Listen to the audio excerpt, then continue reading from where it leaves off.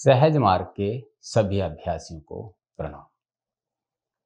आज का हमारा विषय है कि सहज मार्ग पद्धति है क्या और किस प्रकार से अभ्यासी अभ्यास करते हुए एक उस स्थिति पर पहुंचता है जब वह बाबूजी का कार्य दूसरे अभ्यासियों पर कर सकता है। तो सहज मार्ग पद्धति जो है वो ईश्वर के द्वारा उतारी गई है।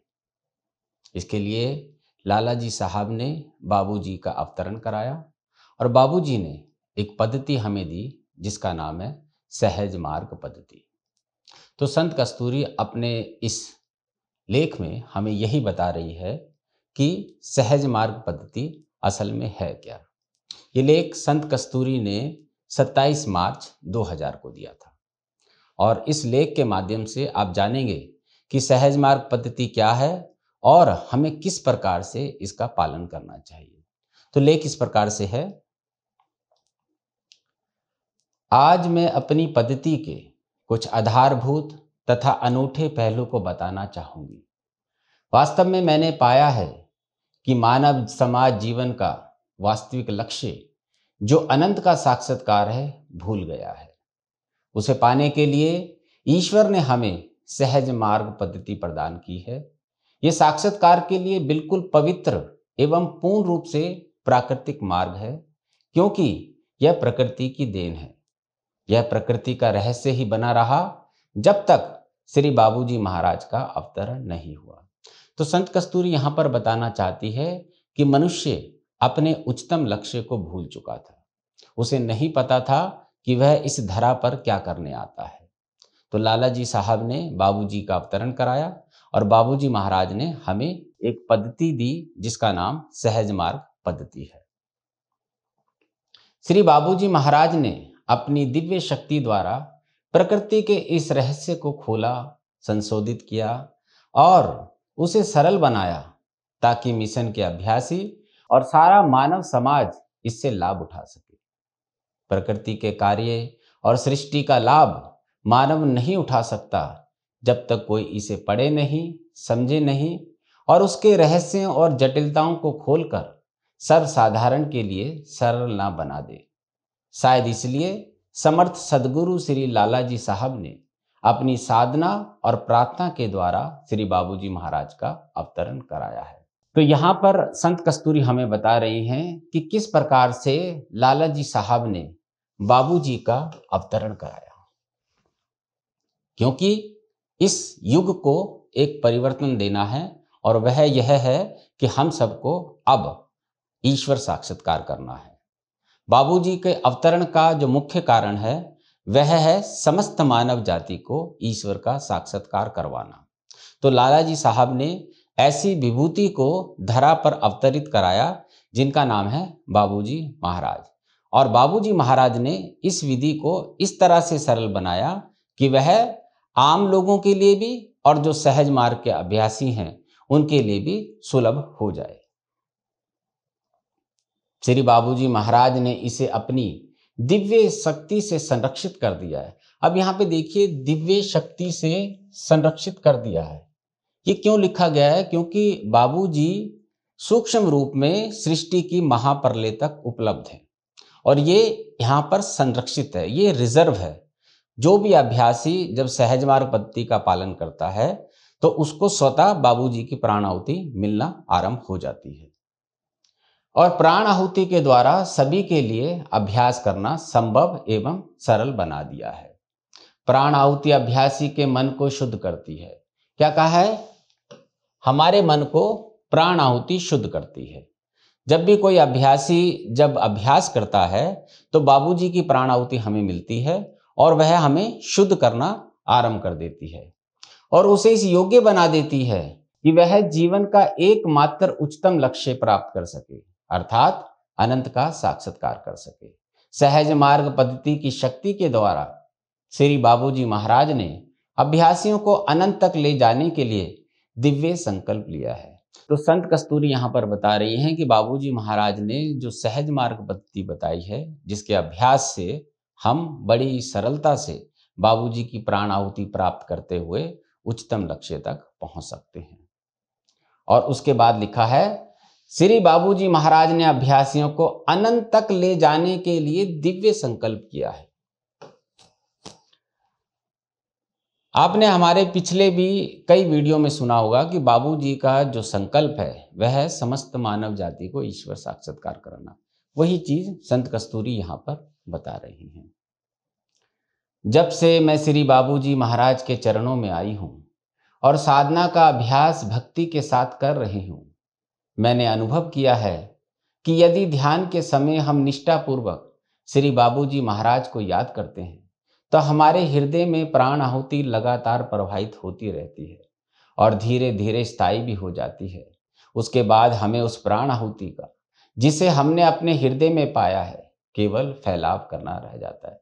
तो यहाँ पर संत कस्तूरी अपने अनुभव से बता रही है, जब हम सहज मार्ग का निरंतर अभ्यास करते हैं और ये कल्पना करते हैं कि ईश्वरीय प्रकाश हमारे हृदय में है, तो वो प्राण आहुति हमारे हृदय को प्राप्त होना आरंभ हो जाती है और अभ्यासी का काम ये रह जाता है केवल उसका फैलाव करना। और फैलाव भी कब होता है? जब हम बाबूजी के सतत स्मरण में रहते हैं और हमारी लय अवस्था आरंभ हो जाती है।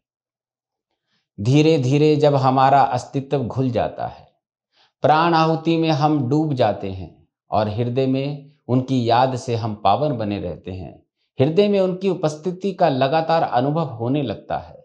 मैंने श्री बाबूजी महाराज को लिखा कि मैंने पहले अनुभव किया कि मेरी आत्मा अंतर में नृत्य कर रही है, दूसरा मेरा अंतर दिव्यता का भंडार बन गया है, और तीसरा ये कि यदि हम थोड़ा सतर्क रहें तो अपना बाह्य चरित्र और अपने व्यवहार को रूपांतरित कर सकते हैं। तो संत कस्तूरी अब यहाँ क्या बता रही हैं? हम सब जानते हैं सहज मार्ग यात्रा है अपने अहम को समाप्त करने की। जो हमारा अहम है वह समाप्त होता है और हम अपने अस्तित्व तक पहुंच जाते हैं, जो कि 16 वृत्तों में होता है।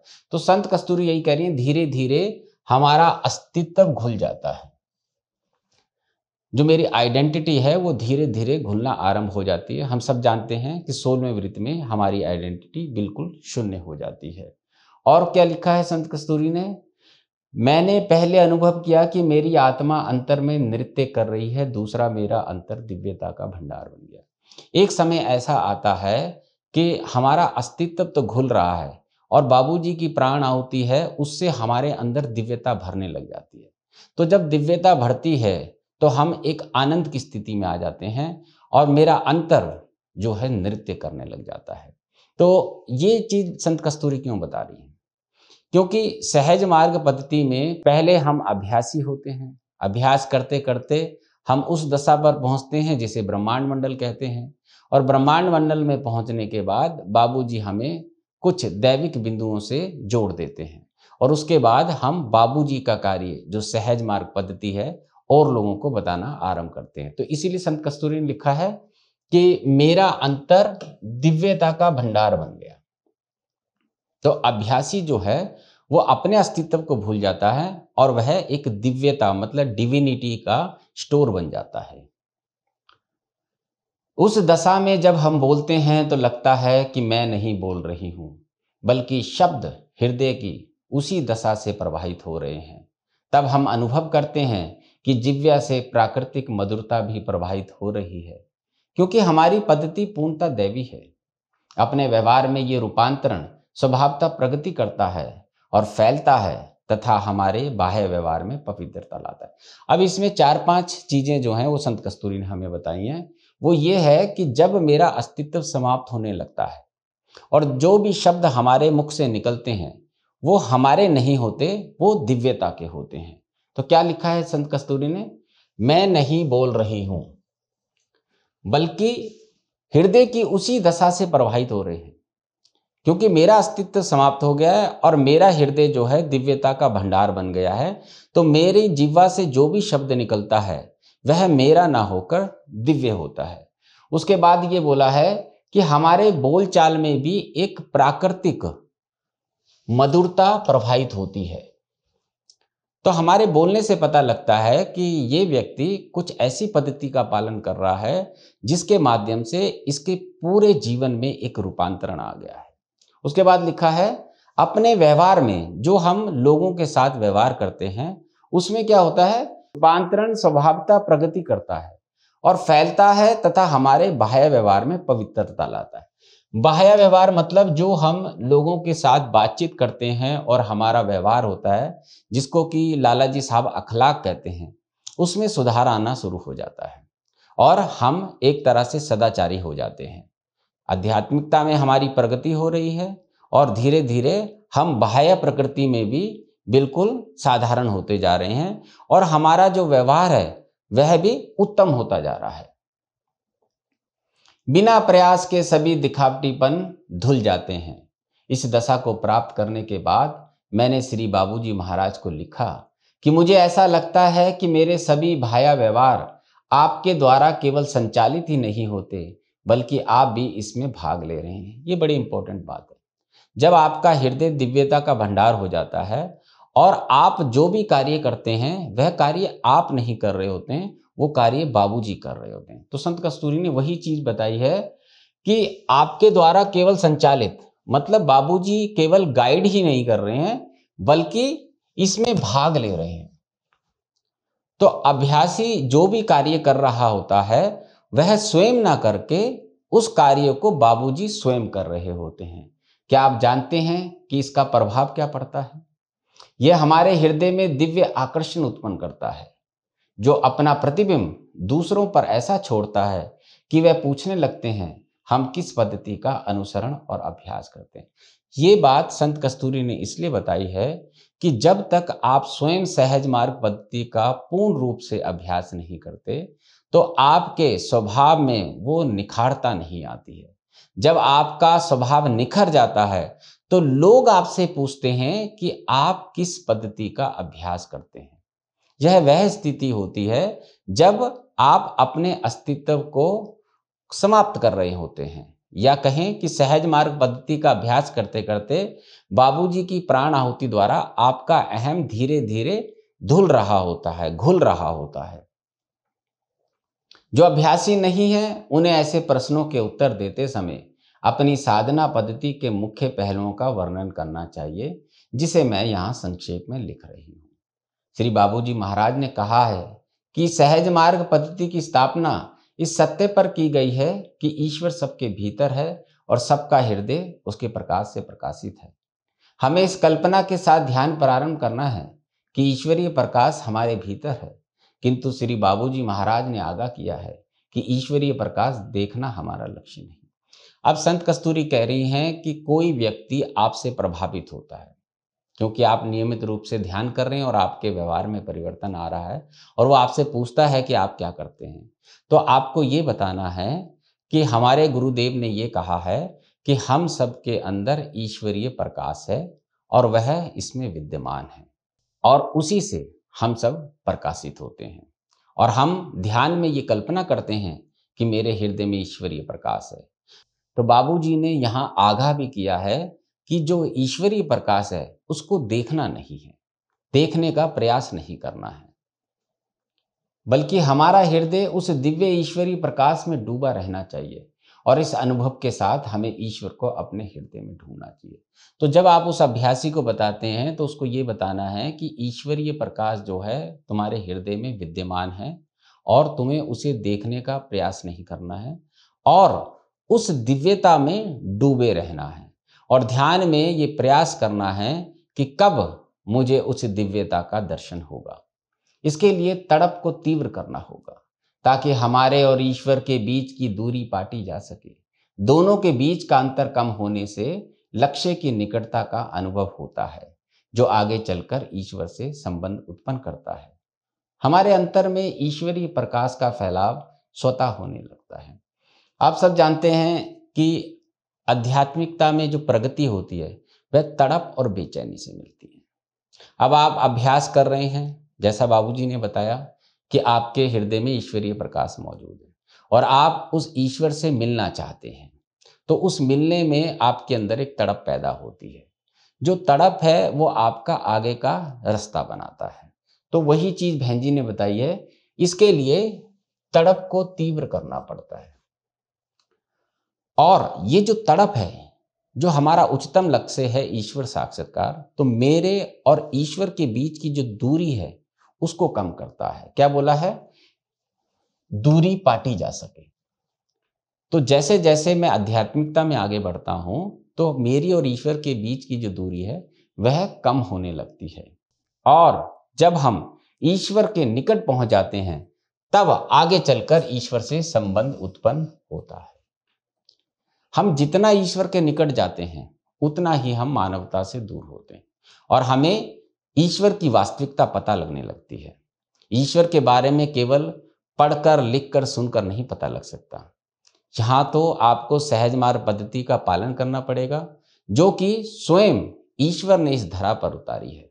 और जब आप अभ्यास करते करते इस दूरी को खत्म करते हैं तब आपको पता लगता है कि ईश्वर से आपका क्या संबंध है। हमारे अंतर में ईश्वरीय प्रकाश का फैलाव स्वतः होता है। ये बात यह है कि जब आप कल्पना करते हैं कि मेरे हृदय में ईश्वरीय प्रकाश है, फिर बाद में आपको विश्वास हो जाता है कि मेरे हृदय में ईश्वरीय प्रकाश है, फिर वह हमारे हृदय में भरना आरंभ हो जाता है और ईश्वर में भरने के बाद उसका फैलाव होता है। तो वही चीज़ बहन जी बता रही हैं कि ये जो फैलाव है यह स्वतः होता है। और ये फैलता कहाँ है? यह हमारे शरीर के एक एक कण में फैल जाता है और उसके उपरांत यह बिखरना भी आरंभ होता है। यही चीज़ संत कस्तूरी हमें आगे बता रही हैं। जब इस अनुभव के बारे में मैंने श्री बाबूजी महाराज को लिखा, उन्होंने उत्तर में कहा, यह एक संकेत है कि श्री लाला जी साहब के आशीर्वाद से तुम्हारा हृदय ईश्वरीय प्रकाश से पूरी तरह प्रकाशित हो गया है। मैंने उन्हें लिखा, मुझे लगता है कि मेरा पूरा शरीर ही दिव्य शक्ति का स्रोत बन गया और जिस ओर मैं देखती हूँ मुझे लगता है कि ईश्वरीय प्रकाश मेरे चारों ओर विद्यमान है।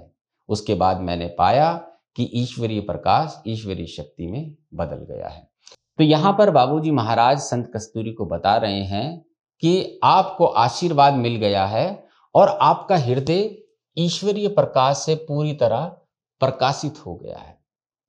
तो हृदय में जब पूरा प्रकाश प्रकाशित होता है तो क्या होता है? तो उसका फैलाव होता है। और फैलाव क्या होता है? शरीर के एक एक कण में। तो वही संत कस्तूरी कह रही हैं कि मुझे लगता है कि मेरा पूरा शरीर ही दिव्य शक्ति का स्रोत बन गया। अब स्रोत का मतलब होता है सोर्स। अब संत कस्तूरी इस काबिल बन गई हैं कि वह औरों को भी प्राण आहुति दे सकती हैं। जो बाबूजी महाराज ने उनसे कार्य लेना है उसके लिए वह तैयार हो गई हैं। और उसके बाद क्या लिखा है कि ईश्वरीय प्रकाश मेरे चारों ओर विद्यमान है। तो जब प्रकाश सीमा से बाहर जाने लगता है तो हमारा एक ऑरा बन जाता है, हमारे चारों तरफ एक ऑरा क्रिएट होता है और हम जहां भी जाते हैं, जिनसे भी बात करते हैं, तो वो प्रकाश उन लोगों पर भी प्रभाव डालता है। और सबसे खास बात है, ईश्वरीय प्रकाश ईश्वरीय शक्ति में बदल गया। तो जो हम ये कल्पना लेके चले थे कि मेरे हृदय में ईश्वरीय प्रकाश है, अब वह ईश्वरीय शक्ति बन गया है। अब मैं इस काबिल बन गया हूं कि मैं बाबूजी का कार्य कर सकता हूं। और बाबूजी का कार्य क्या होता है? सहज मार्ग पद्धति अन्य लोगों को बताना, उनको सीटिंग के लिए तैयार करना, क्योंकि प्राण आहुति तो बाबूजी से ही मिलेगी। लेकिन मेरे अंदर वो काबिलियत जाग जाती है कि जब मैं सहज मार्ग पद्धति अन्य लोगों को बताता हूं तो वह उससे प्रभावित होकर वह अभ्यास शुरू करते हैं और सहज मार्ग को ज्वाइन कर लेते हैं। इसलिए आप देख सकते हैं कि ईश्वरीय प्रकाश हमारी पद्धति में कितना महत्वपूर्ण है। इसे शब्दों में कौन वर्णित कर सकता है? हमारी पद्धति का दूसरा महत्वपूर्ण पहलू है जिसे हम प्रायः भूल जाते हैं, वह है ध्यान का अर्थ।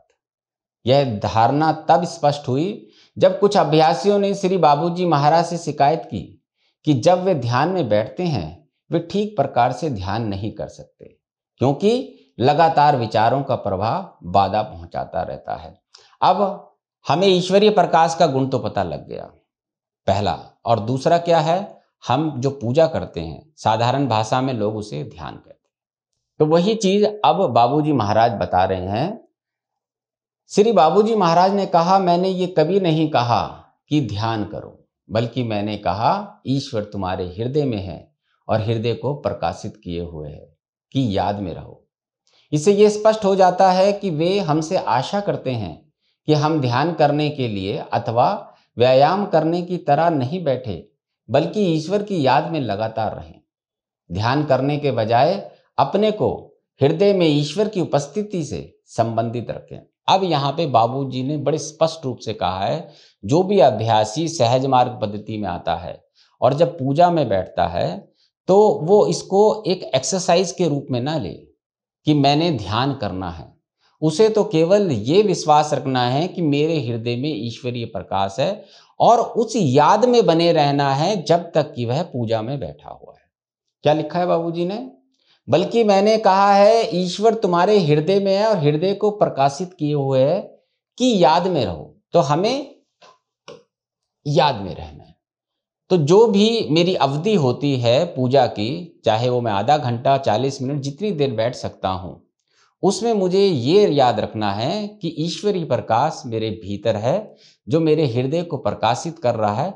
इस याद में बने रहो। और एक चीज बाबूजी महाराज ने और कही है, ध्यान करने के बजाय अपने को हृदय में ईश्वर की उपस्थिति से संबंधित रखें। आप ये अपने अंदर विश्वास जगाएं कि मेरे भीतर ईश्वर उपस्थित है।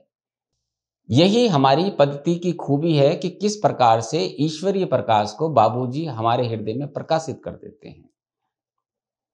मैं अपने अनुभव से बताती हूं कि जब आप अपना ध्यान श्री बाबूजी महाराज के व्यक्तित्व की ओर लगाते हैं, उनमें पूरी तरह डूबे रहते हैं, आपको कोई अन्य विचार नहीं आएगा और आप अपने हृदय में स्थिर। अब संत कस्तूरी अपना एक्सपीरियंस बता रही है, क्योंकि आप जानते हैं केवल संत कस्तूरी ही एकमात्र अभ्यासी हैं जिन्होंने पार्षद की स्थिति को प्राप्त किया था। तो वो अपने अनुभव से बता रही हैं कि जब आप ये अभ्यास करें कि मेरे हृदय में ईश्वरीय प्रकाश जो है वो बाबूजी के रूप में है, तो आपको और अधिक लाभ होता है और आपका ध्यान जो है वो हृदय में स्थित रहेगा। आप जिस पूजा में बैठे हैं तब आप उसी में स्थित रहेंगे, वहीं पर फिक्स हो जाएंगे। केवल इतना ही नहीं, सभी अनचाही वस्तुएं धुल जाएंगी और तब आप श्री बाबूजी महाराज को लिखेंगे कि आपका अंग अंग ईश्वरीय प्रकाश से प्रकाशित हो गया। हमने अभी आपको बताया कि जब हृदय हमारा प्रकाश से भर जाता है तो वो शरीर के कण कण में फैलना आरंभ हो जाता है। तो वही चीज संत कस्तूरी कहती हैं कि जो अनचाही वस्तुएं धुल जाएंगी, जो भिन्न भिन्न प्रकार के विचार आपकी पूजा के समय आते हैं वह तो समाप्त हो जाएंगे और वह प्रकाश इतना फैलेगा कि आपके पूरे अंग अंग ईश्वरीय प्रकाश से प्रकाशित हो जाएंगे। आपका अंग अंग ईश्वरीय प्रकाश से प्रकाशित हो जाएगा। तो बाबूजी इस प्रकार से अभ्यासी पर कृपा करते हैं और अभ्यासी आगे बढ़ता जाता है और अपने लक्ष्य के निकट पहुंचता जाता है। एक दूसरा प्रभाव जो हम देखते हैं कि हमने ईश्वर के बारे में सैद्धांतिक रूप में जो कुछ सुना पढ़ा या कहा था वह सब हम भूल जाते हैं। अब एक और बात, अभी तक हमने केवल ईश्वर के बारे में सुना पढ़ा या कहा, लेकिन हम नहीं जानते ईश्वर क्या है। लेकिन जब आप सहज मार्ग पद्धति का पालन करते हैं तो हमें अनुभव होने लगता है कि ईश्वर क्या है और हम वो चीजें भूल जाते हैं जो हमने पढ़ी कही या सुनी है, क्योंकि अब हमें ईश्वर की निकटता का अनुभव होने लगा है। सहज मार्ग के अभ्यासी का उच्चतम लक्ष्य क्या है? सहज मार्ग अभ्यासी का उच्चतम लक्ष्य ईश्वर का साक्षात्कार है। जब हम उसके निकट पहुंचते हैं तो पुरानी बातें सब समाप्त हो जाती हैं। वो क्यों होती हैं? क्योंकि हम ईश्वर की असलियत को जानने लगते हैं, हम उसके निकट पहुंचने लगते हैं, हमारा हृदय भी पवित्रता से भर जाता है और इस प्रकार हम आत्म साक्षात्कार की दशा प्राप्त करते हैं। जब हम ये जान जाते हैं कि ईश्वर क्या है, तब हम आत्म साक्षात्कार की दशा को प्राप्त कर लेते हैं, क्योंकि पहले आत्म साक्षात्कार होता है, उसके उपरांत ईश्वर साक्षात्कार होता है और उसके बाद अनंत का साक्षात्कार, जिसको हम भूमा साक्षात्कार कहते हैं, वह होता है। सहज मार्ग पद्धति का एक और दूसरा रहस्य जो ध्यान में तैरने के समय मेरे सामने आया वह यह था कि जब हमारी याद ईश्वर में लय हो जाती है तब हमें केवल ईश्वर दिखता है और अन्य सभी कुछ, चाहे वह हमारा स्व हो अथवा सृष्टि की सारी चीजें, दृश्य से ओझल हो जाती हैं। जब आप अपना शरीर छूते हैं तो आपको ईश्वरीय स्पर्श का अनुभव होता है। जब आप बाहर देखते हैं, चारों ओर ईश्वर ही ईश्वर का अनुभव होता है। आपका अस्तित्व धीरे धीरे ईश्वर में लय हो रहा है। तब क्या होता है? ये पूरी सृष्टि ईश्वर द्वारा रची गई है। हर जड़ चेतन में वही ईश्वरीय शक्ति विद्यमान है। तो ऐसी स्थिति में मैं अपने स्व को भूल जाता हूँ, मैं अपने अस्तित्व को भूल जाता हूँ, मैं तू का भेद भूल जाता हूँ, और सृष्टि में जितनी भी चीजें हैं उन सबको उनके रूप से ना देख के उन्हें ईश्वर का अंश समझता हूँ। तो क्या लिखा है? सृष्टि की सारी चीजें दृश्य से ओझल हो जाती हैं। तो जो जड़ चेतन हमारे सामने है, हम उसको भूलकर केवल उसके भीतर जो ईश्वरीय शक्ति विद्यमान है वही हमारे चारों ओर आ जाती है। और यहां पर संत कस्तूरी कहती हैं, आप बाहर देखते हैं, चारों ओर ईश्वर ही ईश्वर का अनुभव होता है। हमारा द्वि का भाव समाप्त होने लगता है, मैं अपने अस्तित्व को भूल जाता हूं, और ये जो पूरी सृष्टि ईश्वर ने रची है, मेरी दृष्टि भी वैसी ही हो जाती है, और मैं सबको उनके रूप और नाम से ना देखकर, उनके अंदर कोई भेद ना करके केवल ये देखता हूं कि सबके भीतर ईश्वर ही ईश्वर विद्यमान है। इसके बाद ध्यान में याद भी विलय हो जाती है, और उसके बाद जो बचता है वह केवल ईश्वरीय शक्ति रहती है। अब एक समय ऐसा आ जाता है कि जो आप ध्यान करते हैं वो वाली शक्ति भी आपकी समाप्त हो जाती है, और आप स्वयं ही ईश्वरीय शक्ति में बदल जाते हैं। साक्षात्कार की तैयारी में यही उच्चतम दशा है। जब शक्ति का प्रवाह चारों ओर स्वतः होने लगा, तब श्री बाबूजी महाराज ने मुझे लिखा कि सच कहा जाए तो यही वह दशा जिसके प्राप्त होने पर प्रिसेप्टर बनने की अनुमति दी जाती है। मिशन का कार्य करने के लिए श्री बाबूजी महाराज सीमित शक्ति के केंद्र से प्रिसेप्टर को जोड़ देते हैं, फिर भी उन्हें ईश्वरीय शक्ति को प्राप्त करना होता है। अब यहाँ पर संत कस्तूरी ने 2-3 मुख्य बातें हमें बताई हैं कि अब ऐसी स्थिति जब आ जाती है तो साक्षात्कार की तैयारी में यही उच्चतम दशा है। अपनी भूल की अवस्था आ गई है और मैं ईश्वर में लय होना आरंभ हो गया हूं। तो ये जो भूल की दशा होती है, इसके बाद हम आगे बढ़ते हैं। आगे बढ़ते बढ़ते हम पहुंचते हैं 5वां वृत्त पार करके। तो जो 5वां वृत्त हम पार कर लेते हैं वह होता है ब्रह्मांड मंडल। तो ये जो दशा बताई गई है ये है ब्रह्मांड मंडल की। अब यहां पर क्या होता है? प्रिसेप्टर बनने की अनुमति दी जाती है। बगैर दशा के कोई प्रिसेप्टर नहीं बन सकता है, और कोई भी व्यक्ति किसी दूसरे को प्रिसेप्टर नहीं बना सकता है। जब अभ्यासी अभ्यास करते करते उस उच्चतम दशा में पहुंचता है, तब बाबूजी महाराज का ही उसे आशीर्वाद मिलता है। अब वो दशा कौन सी है? आपका पूर्ण हृदय दिव्यता से भर गया है, और जो दिव्य प्रकाश है वो दिव्य शक्ति में परिवर्तित हो गया है। अब वह प्रकाश आपके कण कण में, अंग अंग में फैल रहा है, और जब आप चारों ओर देखते हैं तो आपको ईश्वर ही ईश्वर नजर आता है। इसीलिए सहज मार्ग में जब तक बाबूजी महाराज थे, ब्रह्मांड मंडल में पहुंचे व्यक्ति को ही प्रिसेप्टर बनाया जाता था। लेकिन 1980 के बाद बाबूजी महाराज ने प्रिसेप्टर बनाना बंद कर दिए, क्योंकि अब वो प्रकृति के कण कण में स्वयं मौजूद है। जब अभ्यासी अभ्यास करते करते आगे पहुंच जाता है तो बाबूजी महाराज ही उसके अंदर ये दिव्य प्रकाश को दिव्य शक्ति में परिवर्तित कर देते हैं, और वह व्यक्ति जब अन्य व्यक्तियों से बात करता है तो अन्य व्यक्ति उससे प्रभावित होते हैं, और बाबूजी की प्राण आहुति का लाभ उनको प्राप्त होता है। मिशन का कार्य करने के लिए श्री बाबूजी महाराज सीमित शक्ति के केंद्र से प्रिसेप्टर को जोड़ देते हैं। अब यहाँ पे लिखा है बाबूजी जोड़ देते हैं, कोई व्यक्ति नहीं जोड़ सकता, क्योंकि बाबूजी भूमा की शक्ति लेकर आए हैं। जब अभ्यासी उस स्थिति में पहुंच जाता है तो जो प्रिसेप्टर जहां पर अपनी इच्छा कोई प्रयोग करता है किसी अभ्यासी के ऊपर, उस पॉइंट से बाबूजी महाराज उसको जोड़ देते हैं। फिर भी उन्हें ईश्वरीय शक्ति को प्राप्त करना होता है। अब ये नहीं है कि बाबूजी महाराज ने किसी अभ्यासी को प्रिसेप्टर बनाया तो वह ईश्वरीय शक्ति का मालिक हो गया, क्योंकि ये शक्ति बाबूजी महाराज की है। तो बाबूजी वही कह रहे हैं कि प्रिसेप्टर बनने के बाद भी वह अभ्यासी है, और उन्हें ईश्वरीय शक्ति को प्राप्त करना होता है।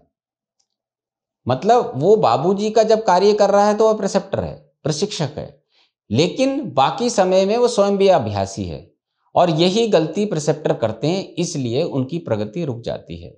बाबूजी ने इस पे एक लेख भी लिखा है, समुंदर खो बैठे हैं, और आने वाले 1-2 हफ्ते में हम उस पर भी आपको वीडियो बना के दिखाएंगे कि बाबूजी ने जब प्रिसेप्टर्स को अपनी शक्ति प्रदान की कि वो अभ्यासियों को सहज मार्ग पद्धति बताएं और उनकी मदद करें अभ्यास करने में, तो किस प्रकार से उनके अंदर अहंकार जाग गया था। हमारी पद्धति की एक खूबसूरती ये भी है कि इस उच्च दशा के साथ अभ्यासी के हृदय की आध्यात्मिक दशा को पढ़ने की शक्ति में भी उसकी प्रगति हो जाती है। यह मैं अपने अनुभव के आधार पर कह रही हूँ कि जब एक खास दशा में आपकी यात्रा पूरी हो रही है, आपको उसके आगे की दशा की झलक मिलने लगती है, तब आप आसानी से ये जान सकते हैं कि वर्तमान दशा और उस दशा में जिसमें आप प्रवेश करने जा रहे हैं क्या अंतर है। अब आप ब्रह्मांड मंडल में आ गए। ब्रह्मांड मंडल क्या होता है? विराट का क्षेत्र होता है। जब आप निरंतर अभ्यास करते रहते हैं नियमित रूप से, तो होता क्या है, आपके अंदर एक खास तरह की ऊर्जा आ जाती है और आप दूसरों की सूक्ष्म दशा को देख सकते हैं। अब ये मकसद क्या है? क्योंकि ब्रह्मांड मंडल के जो प्रिसेप्टर होते हैं और अभ्यासियों को जब वो सीटिंग दे रहे होते हैं, तो वह उनकी सूक्ष्म दशा को देख सकते हैं कि उनकी आध्यात्मिक यात्रा में कहाँ पर रुकावट आ रही है, और वह उसको अपनी जो ईश्वरीय शक्ति है उससे साफ कर देते हैं। तो क्या लिखा हुआ है? अभ्यासी के हृदय की आत्मिक दशा को पढ़ने की शक्ति। तो पहली बात तो यह है, जो सहज मार्ग का प्रिसेप्टर है जो कि ब्रह्मांड मंडल में है, वो दूसरे की आध्यात्मिक दशा को पढ़ सकता है और ये उसके अंदर स्वतः ही आती है। और इसमें भी 2 चीजें लिखी हुई हैं कि वह अपनी आने वाली दशा को भी समझ सकता है, और वह दशा क्या होती है कि जिस दशा में वह है और जो आने वाली है उसमें क्या अंतर है। तो ये जो चीज है ये उसको भी सहायता देती है प्रिसेप्टर को। अब दिक्कत क्या आती है, बाबूजी महाराज ने किसी को प्रिसेप्टर बनाया तो वह प्रिसेप्टर ही रह जाता है और ये भूल जाता है कि वो अभ्यासी है। तो ये जो चीज हमारे अंदर दूसरे को पढ़ने की, दूसरे की दशा को पढ़ने की जागृत होनी थी, वह रुक जाती है और हमारी स्वयं की भी प्रगति नहीं होती है, और दूसरा हम सामने वाले अभ्यासी की भी प्रगति नहीं कर पाते। श्री बाबूजी महाराज ने प्रिसेप्टर लोगों के लिए कहा है कि अभ्यासियों की दशा पढ़ने के लिए कोई खास विधि नहीं है। मतलब ये कोई खास विधि नहीं है कि हम आपको फॉर्मूला बताएंगे और आप दूसरे की दशा पढ़ने लग जाएंगे। उन्होंने कहा है कि जब आपका हृदय पवित्र और बिल्कुल साफ है, तो अभ्यासी के हृदय का प्रतिबिंब आपके सामने होगा और उसकी प्रगति की दशा जान सकोगे। यहां पर बाबूजी ने स्पष्ट कर दिया है कि प्रिसेप्टर वही है जो अभ्यासी की दशा को जान सके, लेकिन उसके लिए बाबूजी ने 2 कंडीशन बताई हैं, हृदय पवित्र और साफ। तो प्रिसेप्टर होने के बाद भी उस अभ्यासी को अभ्यास करना होता है और उस स्थिति में आना होता है जब उसका स्वयं का मैं समाप्त हो गया, जब उसकी माइनस खत्म हो जाती है, तब वह प्योरेस्ट फॉर्म में आ जाता है। और संत कस्तूरी ने पीछे बताया भी है कि मुझे ऐसा लगता है कि कार्य मैं नहीं कर रही हूं, आप स्वयं कर रहे हैं। तो जब तक प्रिसेप्टर ये सोचता है कि मैं कर रहा हूं, तब तक ना तो उसको लाभ होता है ना अभ्यासी को होता है, क्योंकि अभी तक उसका हृदय पवित्र नहीं हुआ है। तो हृदय पवित्र और साफ होना चाहिए, तब जिस अभ्यासी को वो सीटिंग देता है उसके हृदय का प्रतिबिंब, मतलब उस अभ्यासी की जो आध्यात्मिक दशा है वो प्रिसेप्टर के सामने आ जाती है कि इस अभ्यासी को कहाँ रुकावट आ रही है, और उसके उपरांत वह अपनी दिव्य शक्ति का प्रयोग करके उसको साफ कर देता है। इस प्रकार हम समझ सकते हैं कि हमारी पद्धति परिपूर्ण और व्यवहारिक है। अब यहाँ पे हमारी पद्धति परिपूर्ण और व्यवहारिक है, लेकिन किन के लिए? जो सहज मार्ग पद्धति का पालन कर रहे हैं, जो पद्धति बाबूजी ने बनाई है उसका अभ्यास कर रहे हैं।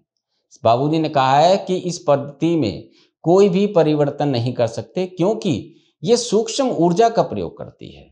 इसमें थोड़ा भी परिवर्तन अभ्यासियों के लिए हानिकारक होता है, क्योंकि इसकी सफलता के लिए इसमें सब कुछ निहित है। और ये बाबूजी ने जो सहज मार्ग पद्धति बनाई है हृदय में प्रकाश की, इसमें सब कुछ डाल दिया गया है, केवल हमें नियमित रूप से अभ्यास करना है। उच्चतम लक्ष्य की प्राप्ति में पूरा लाभ उठाने के लिए हमें इसमें केवल तल्लीनता की आवश्यकता है।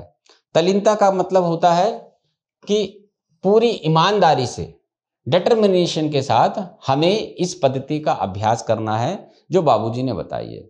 हमने कई वीडियो में आपको बताया है कि हमारी पद्धति जो है वो है पूजा, सफाई और प्रार्थना।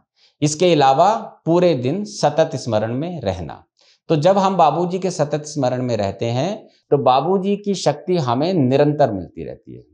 कोई व्यक्ति विशेष आपको शक्ति प्रदान नहीं कर सकता, क्योंकि हर व्यक्ति अभ्यासी है और शक्ति प्रवाहित होती है बाबूजी महाराज की।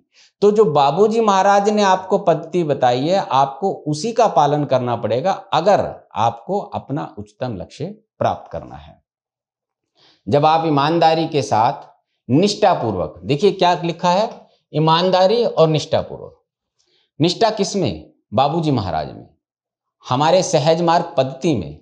जब आप सिंसियरली, ईमानदारी से इस पद्धति का पालन करते हैं तो बाबूजी आपको उसका फल देते हैं। और उसके बाद क्या होता है, आपके अंदर 10 नियमों का अनुसरण स्वतः होने लग जाता है। जो हमारे सहज मार्ग के 10 नियम हैं, उनका पालन हमें जोर से नहीं करना है, वह स्वतः हमारे अंदर उत्पन्न होने चाहिए। सहज मार्ग के 10 नियम पे हमने वीडियो बनाया हुआ है, आप उसमें जाकर देख सकते हैं कि सहज मार्ग के 10 नियम क्या हैं। तो जब आप अभ्यास करते हैं तो वो 10 नियम आपके अंदर स्वतः ही आ जाते हैं। तब अभ्यासी को उस शक्ति में, जहां से ये पद्धति धरती पर आई है, लय अवस्था का आशीर्वाद मिल जाता है। अब यहां पर आपको ईश्वर साक्षात्कार प्राप्त हो गया, क्योंकि ये धरा पर जो पद्धति उतारी है ये ईश्वरीय प्रदेश से उतारी गई है। तो जब आप उसमें लय हो जाते हैं तो क्या होता है, लय अवस्था का आशीर्वाद मिल जाता है। तो आपका यहां पर ईश्वर साक्षात्कार पूर्ण हुआ। पहले हमें आत्म साक्षात्कार हुआ था, अब ईश्वर साक्षात्कार हो गया। लेकिन 16 वृत्त के बाद भी हमारा उच्चतम लक्ष्य जो है वो है अनंत का साक्षात्कार, भूमा का साक्षात्कार। तो क्या होता है, उसके बाद श्री बाबूजी महाराज अभ्यासी को अपने संकल्प में लेकर उसे केंद्रीय क्षेत्र में तैराते हुए अनंत तक ले जाते हैं। तो संत कस्तूरी ने इसका उल्लेख भी किया है कि जब बाबूजी महाराज मुझे केंद्रीय क्षेत्र में ले गए तो अंदर अंधकार ही अंधकार था, और जब मैंने देखा कि सामने से एक प्रकाश आ रहा है तो मैं हैरान हो गई कि वो बाबूजी महाराज थे। तो बाबूजी महाराज भूमा की शक्ति लेकर अवतरित हुए हैं, जो कि अल्टीमेट है। तो अल्टीमेट सोर्स की जो शक्ति है वो बाबूजी महाराज में थी। इसलिए बाबूजी हमें ईश्वरीय प्रदेश के बाद अपने साक्षात्कार के लिए अपने संकल्प में लेकर हमें केंद्रीय क्षेत्र में प्रवेश देते हैं और अंत में अपना साक्षात्कार कराते हैं।